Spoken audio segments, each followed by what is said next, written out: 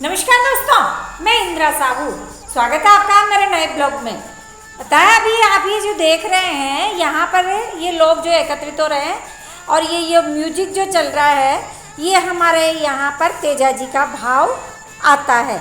इस म्यूजिक को सुनने के बाद ही ये जो तेजा जी के घोड़ले होते हैं, इनमें ये भाव प्रकट होता है। ये भाव प्रकट होने का मतलब होता है कि तेजा जी स्वयं प्रकट हो चुके हैं। ये अंधविश्वास नहीं है, ये एक आस्था है, एक भावना है और एक भाव है जो इस म्यूजिक के चलते ही वीर तेजा जी के जो भाव होते हैं वो इन घोड़लों में प्रकट हो जाते हैं।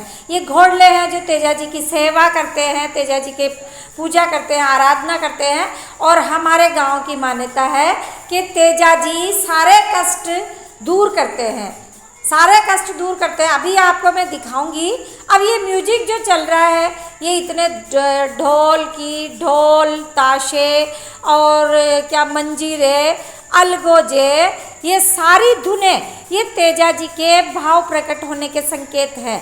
ये देखो, एक इनका अलग ही तरह का एक म्यूजिक होता है जिसमें तेजा जी की वीर गाथाएं गाई जाती है।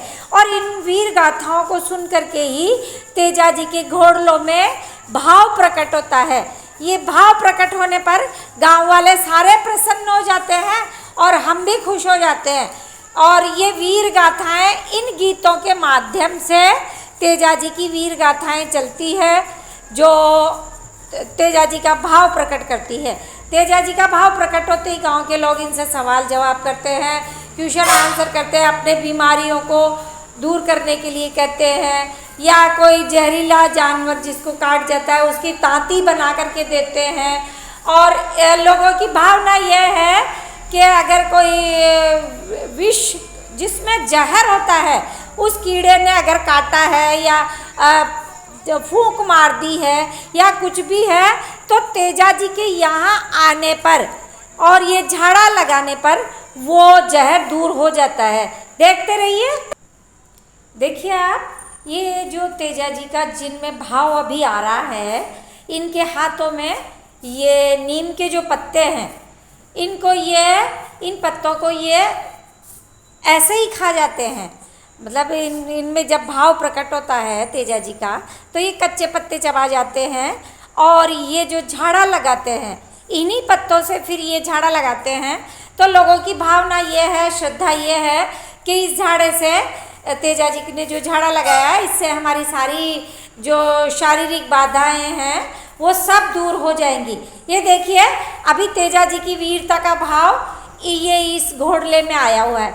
ये घोड़ले जो हैं और ये मस्ती में नृत्य कर रहे हैं सारे लोग, क्योंकि तेजा जी की वीर गाथाओं के जो गान है वो यहाँ गाए जा रहे हैं और तेजा जी के भाव इन सारे घोड़लों में प्रकट हो रहे हैं। ये देखिए, ये मस्ती से मंजीरे बज रहे हैं और इतनी तेज गति से बजते हैं ये, और मतलब वास्तव में वीरता का जो भाव होता है वो प्रकट होता है। ये देखिए, ये अलगोजे हैं, इनकी तान सुन के हर कोई मंत्रमुग्ध हो जाता है।